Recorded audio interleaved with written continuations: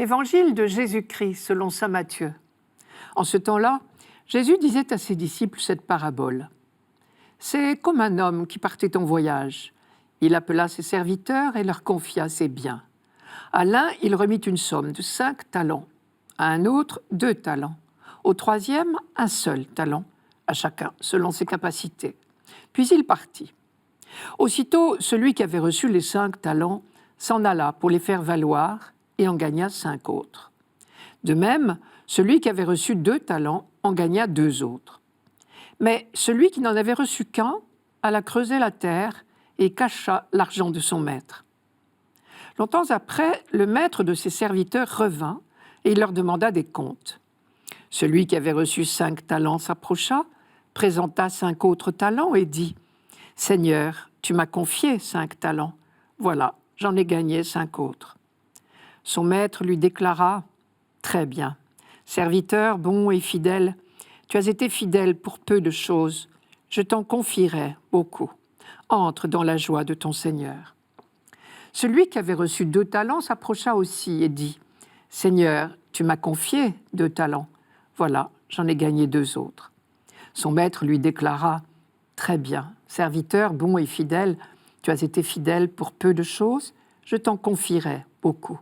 Entre dans la joie de ton Seigneur. » Celui qui avait reçu un seul talent s'approcha aussi et dit « Seigneur, je savais que tu es un homme dur. Tu moissonnes là où tu n'as pas semé. Tu ramasses là où tu n'as pas répandu le grain. J'ai eu peur et je suis allé cacher ton talent dans la terre.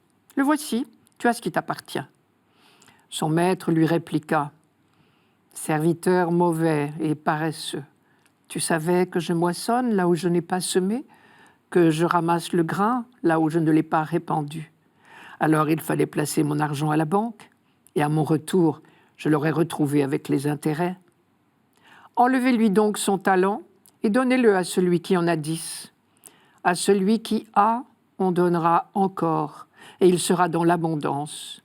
Mais celui qui n'a rien se verra enlever, même ce qu'il a. Quant à ce serviteur bon à rien, jetez-le dans les ténèbres extérieures. Là, il y aura des pleurs et des grincements de dents. » Il est intéressant de noter combien de fois revient le mot « confier » dans ce texte. Un homme qui partait en voyage appela ses serviteurs et leur confia ses biens. Et à son retour, au moment des comptes, les 2 premiers serviteurs lui disent « Tu m'as confié 5 talents ou 2 talents, j'en ai gagné autant. » Et le maître leur répond « Très bien, serviteur bon et fidèle, tu as été fidèle pour peu de choses, je t'en confierai beaucoup. » Quant au 3e serviteur, le maître lui avait fait confiance, à lui aussi. Mais lui, en retour, a eu peur de ce maître. Tout se joue sur ce malentendu. La confiance d'un côté, la méfiance de l'autre. Les 3 serviteurs ont été traités de la même façon par le maître, chacun selon ses capacités. Et le maître ne demande qu'à faire confiance encore plus. C'est certainement la première leçon de cette parabole. Dieu nous fait confiance. Il nous associe à ses affaires, c'est-à-dire à son royaume, chacun selon nos capacités. Cette expression « chacun selon ses capacités » est là pour nous rassurer. Il ne s'agit pas de nous culpabiliser de ce que nous n'avons pas su faire. D'ailleurs, le maître n'entre pas dans le détail des comptes avec les 2 premiers. Il constate qu'ils sont entrés dans son projet, qui est la marche de ses affaires. Et c'est de cela qu'il les félicite. C'est la seule chose qui nous est demandée, faire notre petit possible pour le royaume. Cette confiance va loin. Le maître attend que ses serviteurs prennent des initiatives, des risques même, pendant son absence. C'est bien ce qu'ont fait les 2 premiers serviteurs. S'ils ont pu doubler la somme, c'est qu'ils ont osé risquer de perdre. Tandis que le 3e ne risquait pas de perdre quoi que ce soit. C'est lui qui a été prudent, pas les autres. Et ce sont les autres qui sont félicités. Félicités et encouragés à continuer. Le même schéma se répète 2 fois. Le maître confie, le serviteur en rendant ses comptes dit « Tu m'as confié, voilà ce que j'ai fait ». Le maître félicite et dit « Je t'en confierai encore ». On pourrait appeler cela la spirale de la confiance.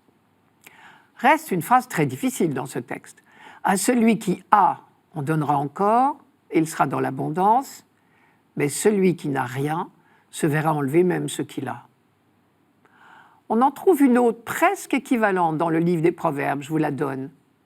Si tu donnes au sage, il devient plus sage. Si tu instruis le juste, il progresse encore. C'est au livre des Proverbes, chapitre 9, verset 9. Je prends une comparaison.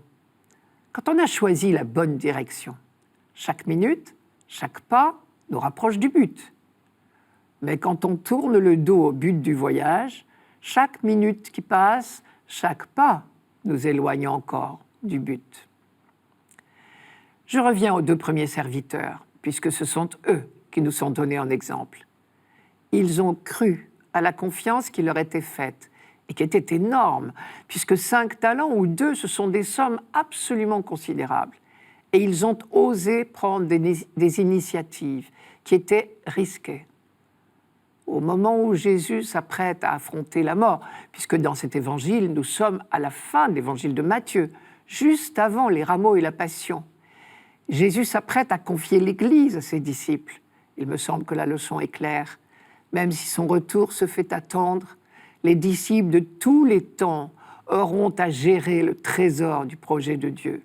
Il faudra savoir prendre des initiatives pour faire grandir son royaume.